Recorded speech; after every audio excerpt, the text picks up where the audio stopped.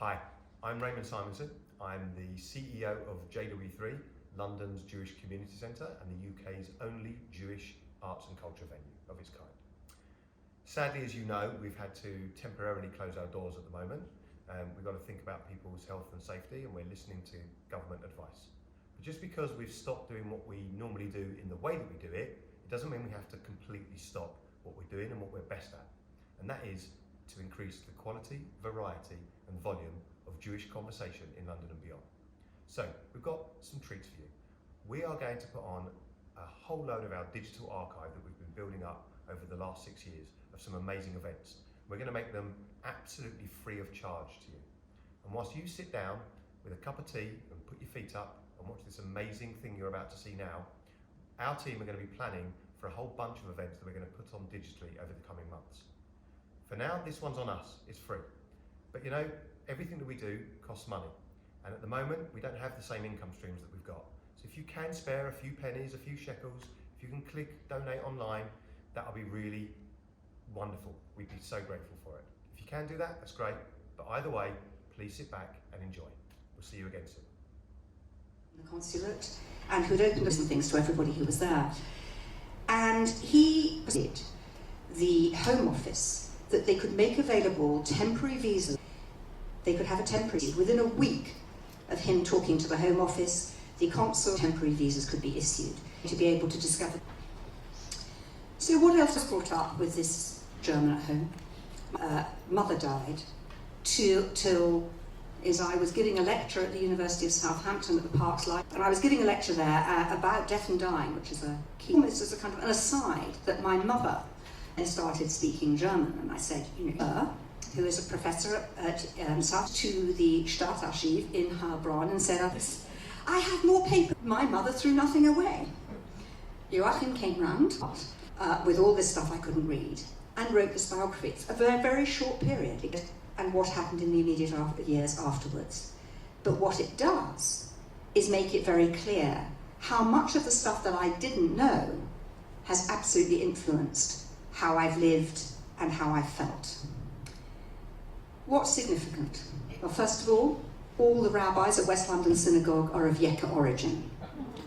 All of us, we're 3.7, but we're actually 5 human beings. We're all Yekkas.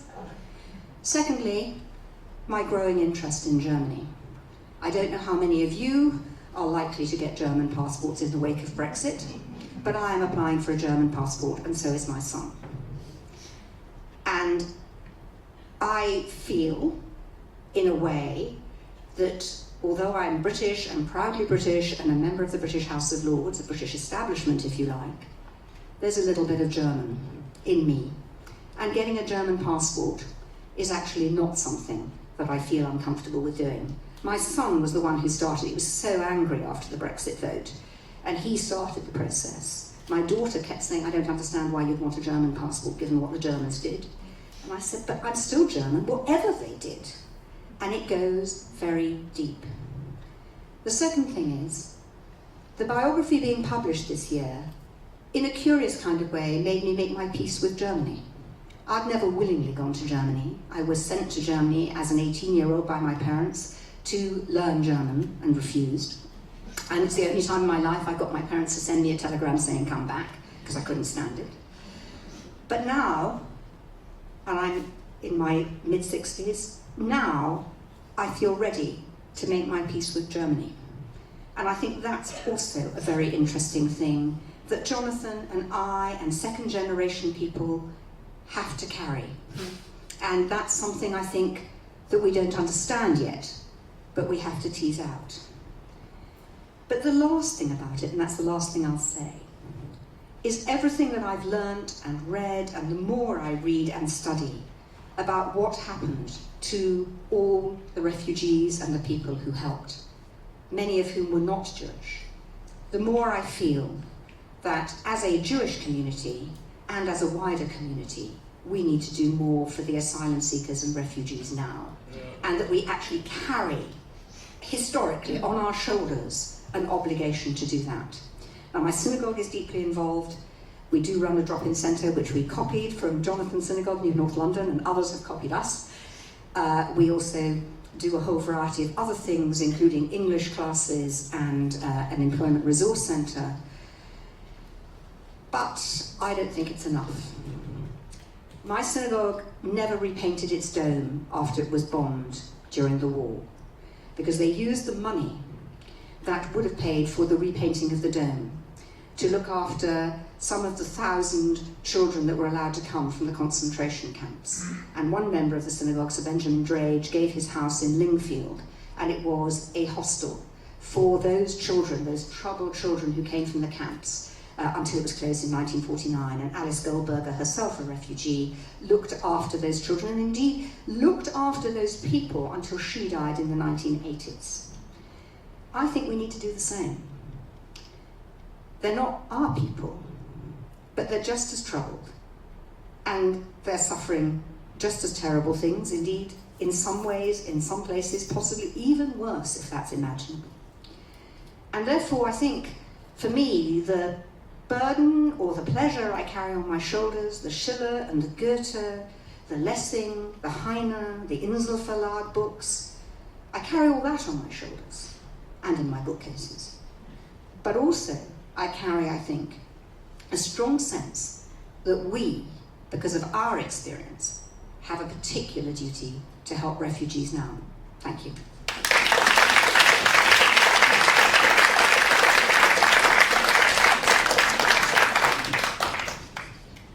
Thank you, Jonathan. Thank you, Julia. Very, very interesting. I have to say your last comments, Julia, struck a note with me. My son, having decided that he was going to apply for German citizenship, much to my immediate regret and resentment, has convinced me that I'm wrong and he was right, and I'm very supportive of what he's trying to do. You don't go for one. I don't need one, but am I going to go for one? I haven't decided. But I think it's important for the younger generation to do very important Syrian and other Middle East to someone who was originally a Syrian, members of family who are refugees in Germany today. And they are working also questions. Who would like to ask questions? A roving mic? Speak up. This mic will take you. Okay. Thank you very much, folks. And I share the same. Certainly knows that, and we've done it. Briefly, never ever knew years ago, which also are of my grandparents. Don't have the one for my, which, like your one of yours, got the Nazi emblem on it, and. But in addition to that, there are some. It's about the image that is presented on this leaf. In the 4 passports of the 4 of my stamps in the passport, but at the last minute that they do Manchester Airport, and I know that Jonathan spoke once, and I'm just long gone, and there is no way of being able to answer that question. But I think the flight and the notion of truth in both senses for my great-grandmother and my grandparents, because they are an 84-year-old woman flying when she'd been evacuated a year previously from her home is just really hard to imagine. And so I share with you also, Julia, the idea that we do need to help the refugees now when we think about their pain and difficulty. But I just want to go back briefly to that imagery of the flight from Germany. Jonathan, Thank you. Do you want to comment? Yes, those documents, I also have my grandfather's passport, are fascinating and bear close reading. And they have, I think, a close correlation with some of the issues today. Our communities are, both of us, closely working together in many areas of caring for refugees today, particularly with safe passage and help refugees to bring children allowed to come into this country from the, in quotes, jungle in Calais. And people can join that campaign. It was well written up in The Observer on Sunday and is available online, and also in helping with post-trauma. But one of the things you'll find in those passports, as well as the visas, is the stamp, I couldn't see it here, of an Unbedenklichkeitsschein, which means you are debt-free. And what would happen to people is, desperate to get the different stamps they needed, the date on one would run out before you got the next. And so you had half your papers and were put back in a state of panic. And just talking to my mother about that, she said she could not sleep thinking about that. And if you think of the difficulties people have of crossing different borders today, and the number of things you have to assemble, these passports bear testament to that. They'll also, my grandfather's has a little note warning German Jewish refugees to not speak German on the street, because they went from being an alien Jew in Germany to being an alien German in Britain, particularly after the Blitzkrieg in May 1940. And so they're fascinating documents. Now, I think some of the reasons some people flew was because the urgency of moving became just quicker. On the biography of Robert Smallbones, I'm actually closely in touch with his granddaughter, who is very interested in writing such a work. There's also Arthur Dowden, but my grandfather's signed by another name, and there are unknown people who we have not managed to trace, to whom we owe lives, which needs to be followed up. Can I pick up on the flights? Because there are a few that we know about, and it appears that money was sent, usually from this country, to enable people to fly, and that was particularly for elderly people, because the journey was actually quite rough if you went by, on the train and then on the boat.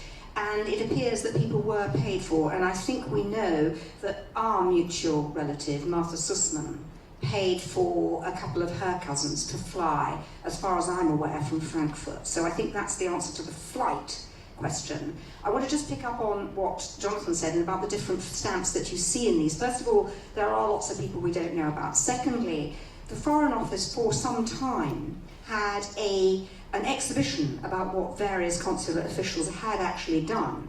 And they had it up on their website, but they have now taken it down, probably because they don't want to be reminded that they behaved a great deal better then, if not perfectly, than they are now. We don't really know why, but they have taken it down, which means that less material is generally available about Robert Smallbones and Arthur Dowden and various other people. The other thing that's important about these passports, and it's significant for now, is that they forbid the bearers to work, paid or unpaid. You couldn't even volunteer. Whereas the one difference now is that asylum seekers are in fact encouraged to volunteer. They're not allowed to work, but they are allowed to volunteer. They weren't allowed to volunteer, and indeed in my grandfather's passport, because of course most of those were essentially visas that were good for 3 months. It's just that you couldn't actually leave after the beginning of the Second World War, so people were here, which is why there were so many here. But you also see in some of them, and there is in my grandfather's, special stamps by the Swiss legation, making it clear that somebody outside the country, in this case in Switzerland, some of the Swiss relatives, yours and mine, were actually making some financial contribution to their well-being. They lived, and the other thing that is worth saying is an extraordinary amount of activity took place in this country in supporting the refugees, and particularly the older ones who found it hard. And there was a hostel in Wimbledon run by the Seligman family, who were originally also German Jews, but had been here for some time. And each couple, and they were in their 50s, was given a single room. I don't know how much people know about that, but they were each given a single room. But in some cases, my grandparents being a case in point, but not alone, their stuff came from Germany after the beginning of the war, in a lift. And this appears to be due to the fact that those who did fight in the First World War, in some cases, had friends that they fought with, who went into their homes after they'd left, packed everything up instead of looting it, and sent it to Britain. So my grandparents and various other people in the Seligman house in Wimbledon lived on top of all of their furniture. Thank you. Yes, you have a question.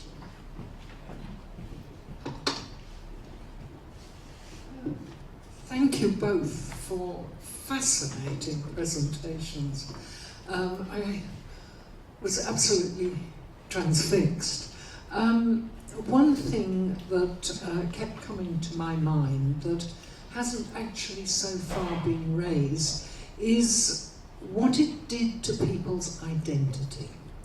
And possibly the younger you were, the more of an onslaught on identity that was, and the harder to find an identity through the confusion. I was only 4 when I came to England, and I was repatriated against my will, which was the worst experience in my life.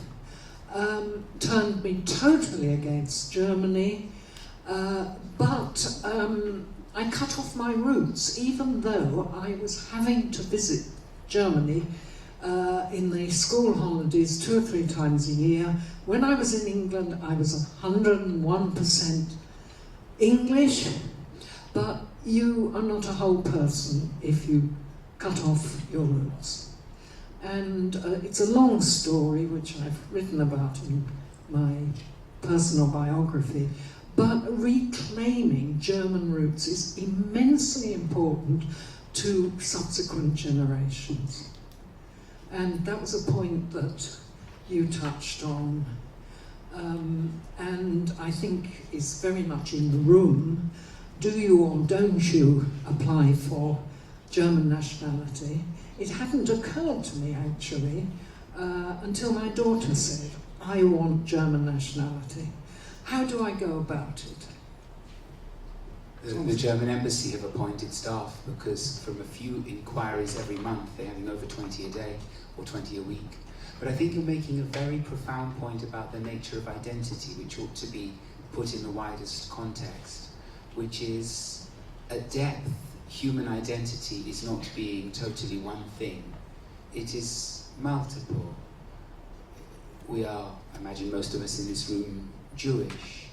We have profound continental links. Some people born there, others sort of through family. We would probably relate quite closely to Britain. I was born in Scotland and have always retained a love for it.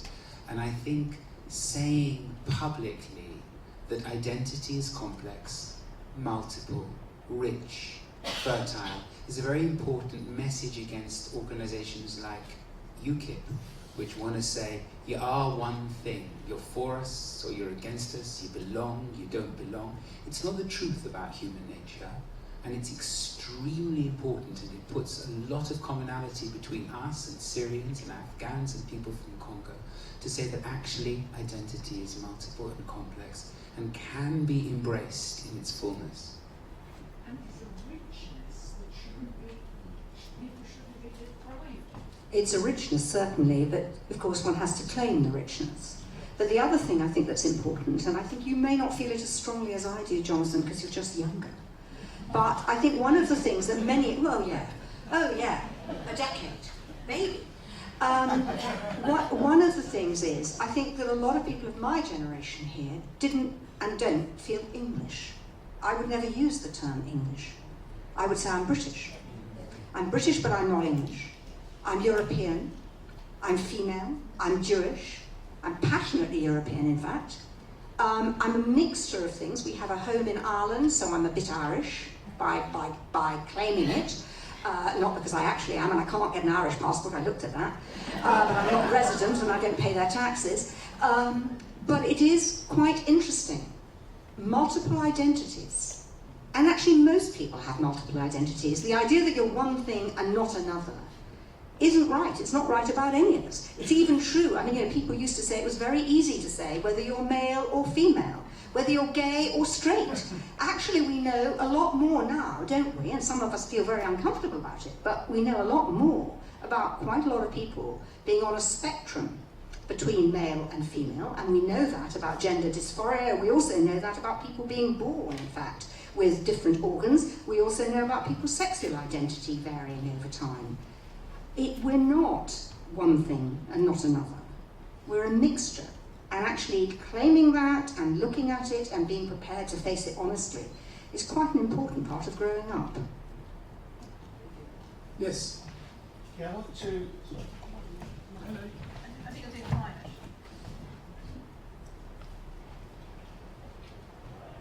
Thank you. I wanted to go back to some of the comments Jonathan made at the beginning of his talk, when he was talking about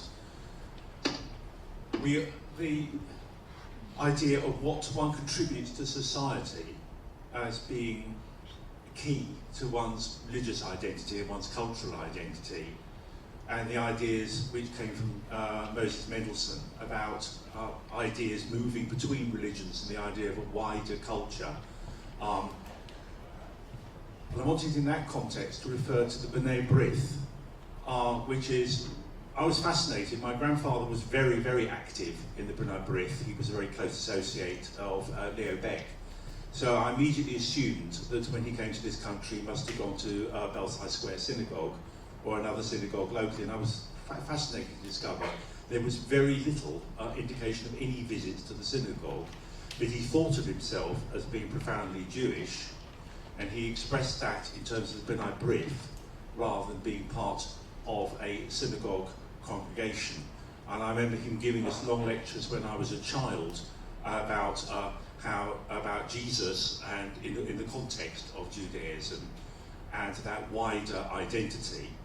And I wonder if you could talk a bit about the B'nai B'rith and how important that was to some of the German refugees who came over here. I don't know whether it was predominantly an urban thing or whether it was wider, but it seemed to have some almost Masonic links, because when he came over, I mean, my grandfather was refugee compatriots trying to become part of the Masonic movement here, and then realising it was something completely different, and eventually setting up what became a thriving, in its ideology, very religious, but not with a synagogue identity.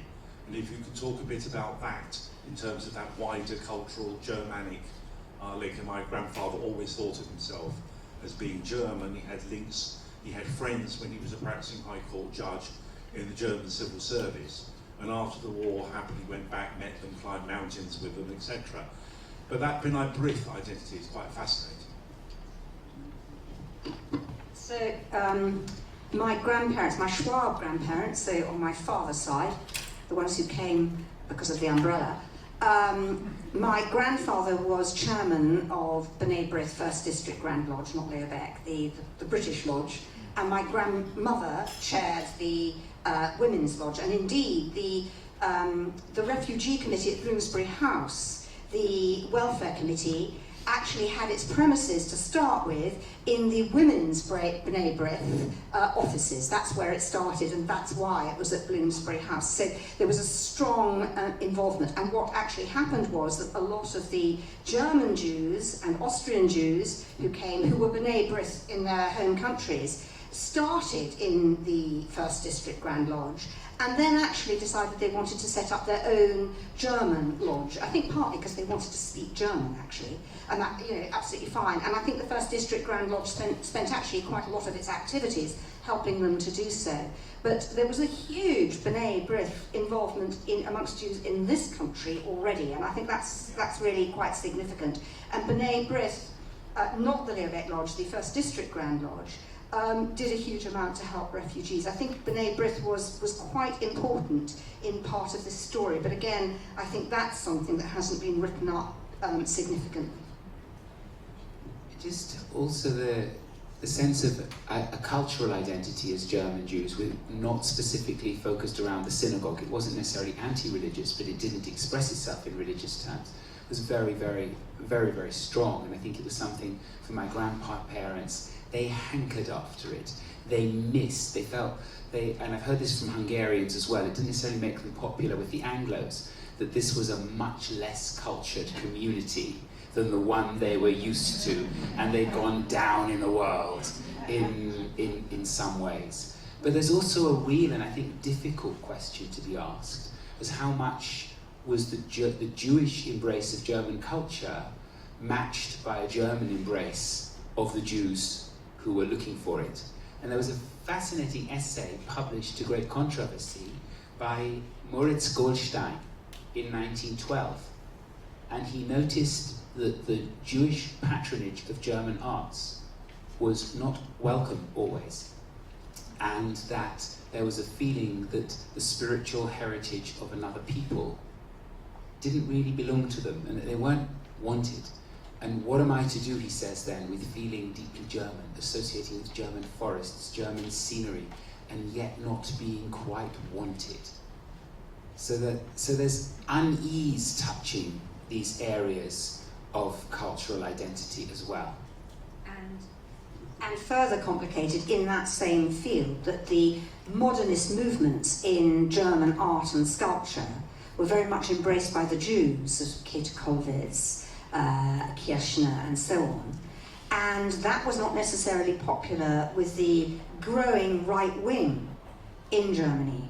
And Jews were seen as, if you like, the supporters of these modernist, ridiculous, what do these people think they're doing, bohemian ways of life. And of course the Entartete Kunst exhibition that showed the forbidden art, a lot of that was art by Jewish artists, but we forget that a great deal of that was also art by non-Jewish artists who were seen as part of the avant-garde, and the Jews were the great advocates of that. And I mean, the reason that my mother became an art collector is she bought a lot of German expressionists before anybody thought they were fashionable in this country.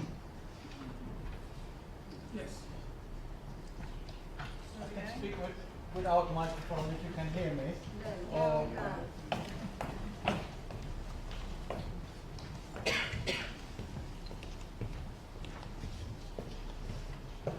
Thank you very much. Can you hear me? My name is Daniel Silberstein. I'm the correspondent of the German Jewish newspaper, and I'm in the UK for 26 years, and I am second generation as well. I came here to observe what's going on, but I cannot stop from getting involved, and I just wanted to add one dimension, if I may. About a dozen of my peers of my age group who grew up with me in Munich. These would be children of survivors whose parents got stuck in Germany after the war because they started work and then found it too difficult to leave. But people like myself, and I said about it, I know visibly about 12 people, and there's more of them in the US. We left without force on our own account as grown-up young people, having grown up in free Germany as it is, because we found living in Germany unbearable. And that is just another dimension of this going back and forth. And if I may add to the point of passports, I've never, in spite of that, and in spite of struggling, with the German identity, there was a phase when I refused to speak German in the UK, but I never felt that I wanted to accept the British citizenship. I still hold on to my German passport, and I thought that it's just something to add into the discussion. That's all I wanted to say. Thank you. Thank you very much. It's good to have a different opinion. Right, we have time, yes, at the back. Time for two.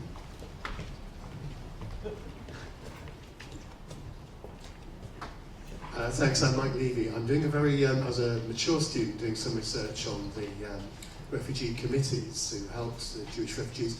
I'm just wondering, you talk quite a bit about small bones and many other people like that. Do you think there needs to be more effort, kind of consolidated effort to reveal these people who've now long gone, probably, their families have been lost? Does there need to be an association of the helpers of Jewish refugees, for instance? I just want very quickly, B'nai B'rith were also a major source of guarantees for the Jewish refugees, a major financial sponsor. So, that was my question. I think the answer is yes. I know that the granddaughter of Robert Smallbones, who's in Brazil, is very keen to create a book. And I've also met, I don't think Arthur Dowden had children, but he's got a nephew and a niece who've been in my synagogue. Very keen, they suggested a volume of the helpers and the helped, of short chapter autobiographies of each, because it would show how generations are intertwined. And I think this is a project we should take to our heart. Maybe the AJR could play a role, and I think it would be very important and significant contribution. I completely agree, and actually, although there's been quite a lot written about the Central British Fund, the role of B'nai B'rith in providing the guarantees is really unrecorded, and even in the kind of minor histories that there have been of the first lodge of B'nai B'rith, it's not properly recorded, and that was written by my father, so he should have known better. But there you go. But I think that's really important, and I also think that it's not only about, there were lots of Jewish organisations, but there were Church of England organisations, and we don't pay, I think, sufficient. Yeah, absolutely, I'm going to come on to that, but I want to say something about the Church of England, because we don't pay sufficient tribute to the Church of England clergy who took in the Kindertransport children when the Jewish community wouldn't, and who brought most of those children up as Jewish and taught them, and in some cases their Hebrew was rather better than the Jews, and taught them wonderful classical Hebrew and taught them for their bar mitzvah, and I think that's a really important story. And of course, the Quakers, and the Quakers significantly in London and Birmingham. And those are really, really important stories. So some of the Quaker story has been told, but not nearly enough. The Church of England story is almost unknown. The only bit about I know in any detail is about John Rayner, Rabbi John Rayner, Alav HaShalom, who was born Hans Rama, who was brought up after when he came to this country by two Anglican clergy who insisted he said his prayers in Hebrew every night and who ensured that he had a proper Hebrew education. We know not nearly enough about those people, and there are many other committees. There's the townswomen guilds did things, because there's all these, the various tobacconists that people know about, the tobacconists in Highgate and Hornsey who got together and took some of the children. No particular connection that came through the townswomen's guilds, the women's institutes. There's various things like that that need proper exploration, and there's not nearly enough. Go on, Jonathan, you've got more to say. No, just the Church of, there's a story connected to the Church of Scotland today in The Guardian on page 5 of diaries that have emerged. So I think also, just as we are uncovering our roots, people who helped are uncovering the stories as well. Well, thank you very much. I'm afraid we've run out of time. I'm sorry to curtail you. May I, on your behalf, thank both Julia and Jonathan for fascinating our reporting.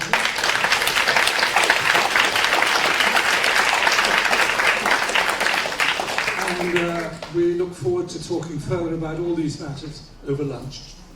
You want to say something?